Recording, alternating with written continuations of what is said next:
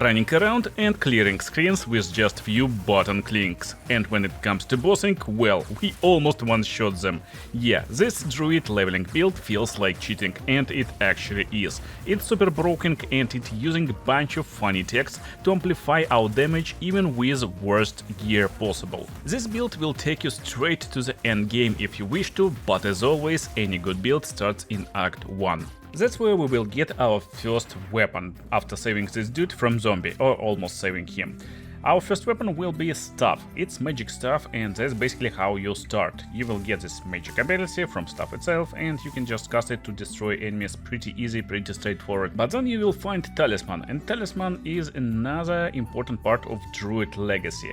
Druid came with this new weapon type, and this weapon type will give you ability to transform yourself into a beast. First of all, you will be able to become wolf or bear. It doesn't matter too much, but using bear attacks is very helpful against bosses. Also, first spell that you will get from tutorial area is Volcano. You just put it down, transform into a bear and start attacking bosses. That's basically how you will play for the first few minutes of the game. But then we're getting into Clearfell encampment and getting our first uncut skill gem. Also, I prepared this shopping list for you. When you talk with traders, it will highlight useful gear. Mostly we're looking for level to all spell skills, to physical spell skills, and also to items that will provide maximum life. That's basically everything we need while we're leveling. Don't forget we got uncut skill gem, and first skill I will cut will be Entangle. It's pretty easy to use skill, you just cast it and it will create a bunch of entangles, it will slow enemies down and also will deal damage to them. So run around, throw some entangles and you will deal a lot of damage. Also you can use this volcano to clear enemies a little bit faster. But in reality, in first area you want to go and look for abandoned camp. That's where you will get uncut skill gem level 1 and that's guaranteed drop from chest. Now we can create one more skill and this will be Contagion. And yeah, now it's basically trivial exploration and clearing of all basic monsters. Because Contagion is damage over time debuff on enemies. It will just deal damage, but also when the enemy with Contagion dies, it spreads Contagion to nearby enemies and it clears wall screens in a matter of seconds without any participation from your side. Don't forget to defeat boss in this location, because she drops plus 10 to your cold resistance forever. I recommend to combine all the tools at this point in the game, so you will defeat monsters and bosses a lot faster. Since as Druid you can shock, ignite, stun and even apply damage over time at the same time. And at the same time you can be Mighty Bear, which deals nice damage with his claws. Then you are free to go to the next areas and continue your exploration. But in Grim Tangle don't forget to find this little hut. That's where you will find upgrades for your flasks and also rare monster. This rare monster is very important because that's the first part of the game where you can get guaranteed drop of uncut support gem. And I will use it to create the needs support gem and use it in Entangle slot. Now we can treat Entangle in the same way we treat Contagion. Basically we apply Entangle to pack of enemies, drop Contagion and run away. Monsters will destroy themselves. Yeah, this combination is just too brutal when it goes to destroying screens and packs of monsters, unlike bosses. Yeah, with bosses we still will get a little bit of trouble. We need to combine all the skills, all the effects, avoid some mechanics and finish them off as bear in most cases. But this guy will drop uncut skill gem level 3, and that's where we get upgrade for our skills finally. And here you get actually two options. So option number 1 is to go into occult skills and create Essence Drain. Essence Drain is also damage over time debuff. If you apply this and Contagion at the same time on a monster, it will spread these debuffs to all nearby enemies, and this basically clears screens even more easier and seamlessly. And that's what I chose in this playthrough. By the way, you can check full run in the pinned comment if you wish to, and there's also a link to full build on Mobalytics act by act, and also it will be updated if there will be any changes in the patch notes on the last days before release. But anyway, from this Mushroom King boss I got another support gem. Another one that will be guaranteed is in Asenia Tomb and drops from this rare monsters that you may find. If you decide to go for Essence Drain and Contagion road, then that's what you want to cut. First one will be Magnified Area for Contagion to increase its area of effect, and then Rapid Casting for Essence Drain. Still, instead of Essence Drain and Contagion, you can go for a really crazy and powerful bossing tool. But why do I enjoy this Essence Drain and Contagion at this point of the game?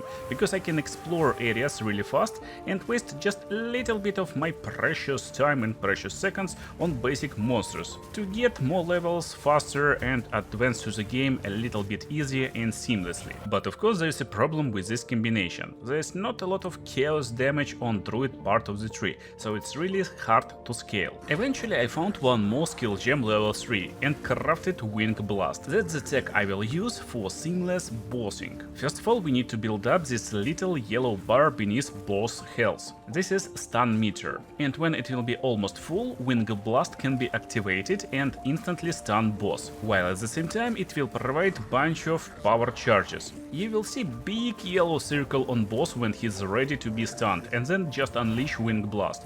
Then I just need to use basic attack from Wyvern, and it will give me extra lightning damage on top, and that's what will amplify damage tremendously. Right now we still got a problem: how to more reliably apply and build up this stun. But don't worry, we will fix it in a few seconds, because after dropping this Freightorn boss, I got another important item that will give me spirit, and I will create a Ravenous Swarm. While it's active, it creates little swarm near you, and it will attack random enemies, while at the same time it can apply poison to enemies. And it will be really useful for us after we defeat Executioner and save Lady from him. This lady, when we talk with her, will give us guaranteed uncut skill gem level 5. By the way, you need to talk with her back in town. Also, starting from this area, you may start seeing another skill gems level 5. Make sure to clear leak mechanics in this area, because probably they will drop guaranteed skill gems. They dropped it in 0.4, so probably it will be the same in 0.5. But we will be able to use them only when we reach level 14. If you're playing slowly and clearing all areas, you should be already level 14 and be ready to use these skills. I'm speedrunning, so I will hit 14 only before boss fight. Anyway, let me explain our final build. One of the skills that I will create will be Thunderstorm, and it creates area of rain and lightning that will drench enemies, and drenched enemies will more likely be shocked, which is just nice damage amplificator. But real damage dealer against bosses will be Bone Storm. Bone Storm is super easy to use skill. You just press and hold the button, you will create a bunch of bones and shoot them into your target. Since Bone Storm is physical damage skill, we will have nice use of Ravenous Swarm. Do you still remember? It actually applies poison to enemies. By using support gem Corrosion, we will make this poison to destroy armor of enemies, and enemies with destroyed armor will take 20% increased physical damage. Most important part of our build is Wand. Yeah, our weapons should have level to all spell skills or level to all physical spell skills at least. That's levels where you want to look for upgrades for your wand. So if you find +3 level to all physical spell skills at level 36, you won't find any better weapon until level 55. And that's how boss fight will look right now. We just launch this Bone Storm and he's already ready to be stunned. Don't forget, we're still using basic talisman in our second weapon set, because we don't need it upgraded. If you're using a one-handed weapon, don't forget you can get plus level to your spell skills also in your offhand slot by wearing focus. But the strategy you're seeing on the screen right now is kind of final form. Yeah, that's basically what we will use, and that's how we will destroy bosses in a few hits. Definitely feels like cheating. Still, we can make it even better in Act 2, but first of all let's talk about our support gems. So for Thunderstorm I'm picking Magnified Area and Cursing Current. It will just help me shock targets a lot more easier and in larger area. For Bone Storm it's Rapid Casting and the need to cast faster and also to deal more damage while we're staying at high maximum mana. And then we get Entangle. It also comes with the need and also with Accelerated Growth. It helps to deal more damage, especially when you combine it with Thunderstorm. And that's basically how we will clear screens right now. Few Entangles, Thunderstorm, run away, and they will be done. For passive tree it's pretty easy and simple. We just focus on more spell damage and physical spell damage, and that's basically everything we need. So strategy wise we're doing basically the same stuff we did before, and we will continue doing this until endgame, and in the endgame until you will want to switch to something else, or you will get enough currency to buy your items. But in this Act 2 there's few really important points where we can amplify our damage even more and shred bosses even harder and stronger. To do it we will use another crazy lightning damage tech. But first of all I recommend you to wait a little bit if you don't have any storm runes. So, to use this next tech, we need to have correct weapon, and we need to create socket and add a rune inside of the socket if your weapon does not have gain damage as lightning damage.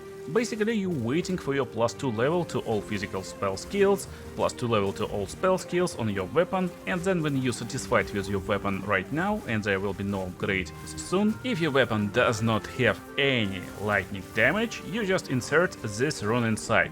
Lesser Storm Rune. You can pick one in Act 1 as guaranteed reward from finishing friendly quest and unlocking Forge or smithing table or whatever. This rune will add damage as lightning damage. Yeah, it's not a lot, but now any skill you will use will deal lightning damage. And now to utilize this damage we will change runes on Bone Storm.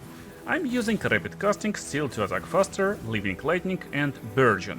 So here's the changes. Burgeon is pretty basic stuff, it will just deal more damage the longer you keep your button pressed. Channel the skill a little bit more and you will deal a lot more damage. But Living Lightning is what will increase damage by a ton. So whenever you deal any lightning damage, it will create little lightning minions. And now when we have this gain extra damage as lightning damage with our lesser storm rune or any other storm rune, we will always deal lightning damage, therefore we will always create lightning minions. And since Bone Storm creates loads of projectiles, we will actually create maximum amount of minions. And why the heck do we need these minions for? Isn't our damage not enough? Well, look over here. This icon over here represents Impale stacks, and you generate Impale stacks on every hit with Bone Storm. If you read what it's doing, it may be hard to even understand what is Impale for, but it's super easy. Imagine you deal 100 damage. It stores 30 extra damage on top, but to deal this damage, you need to inflict damage once again. And that's the reason why we need these little minions. Basically, they will attack target and remove these Impale stacks super fast, therefore it basically quadruples our damage. Even if you can't find upgrade for your weapon, your damage will be insane, and if your weapon is good, you will be amazed how fast bosses are removed from existence, basically with just few shots of Bone Storm. But let's not forget, in this act, most important part is getting our Ascendancy. Yeah, after you beat Trials of Sekimas, you can pick your Ascendancy, and you get a question like, what Ascendancy we will go for? My answer is pretty simple, go for whatever Ascendancy you will like. Don't forget, you can change Ascendancy later, so if you're following my build, I actually recommend picking Oracle, mostly for just one single node. These points over here will give you our ability to pick secret passives on passive skill tree, and these passives on Oracle part are pretty crazy, especially for our build. Sadly, in this act we won't be able to utilize them at all, and that's my final skill tree that I used in this act. I picked most powerful nodes to give us better damage with physical damage skills, and also break boss armor faster. At the same time, Armor Demolisher on Ravenous Swarm will help us to destroy armor even quicker, and that's how we will deal a lot of damage constantly and reliably all the time. Besides that, there will be no changes in our build in this act, and you can continue freely until you defeat the boss and get straight to act number 3. This is where we will get last change in terms of skills for our build. It's not a change, but it's just one extra skill that will help you clear screens and deal a little bit more damage to bosses. It will be Thrashing Vines. You just create vines and they attack bosses, they will build up stun, deal damage, stuff like that. And you will see that I'm using Bleed support gem on it. Other support gems is pretty basic, they need and consider casting, so just to amplify our damage. But why I need this Bleed?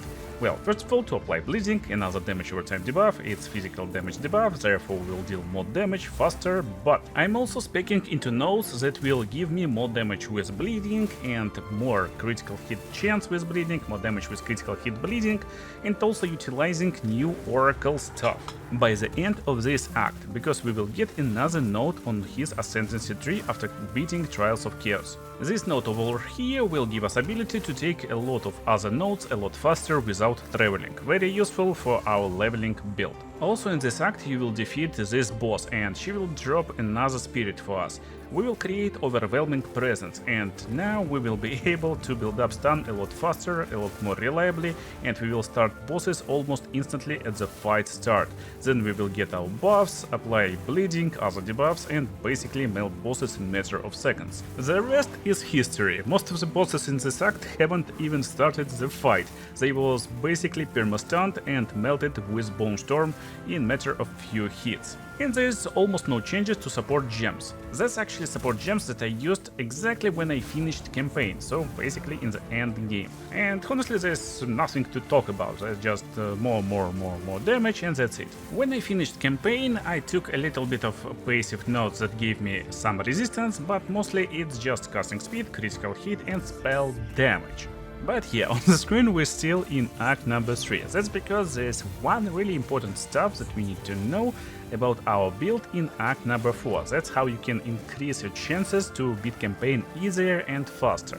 And that's with little trick that not a lot of players actually using, at least what I saw. Basic clear wise nothing will change, we just drop Thunderstorm, we drop Thrashing Vines and Tangle, and that's it, running around and waiting while we're getting some experience. You don't even need to waste time fighting these monsters. But in act 4 you will encounter this kinda mini boss, I would say. He's super easy and fast. After defeating him, he will always drop bunch of liquid emotions.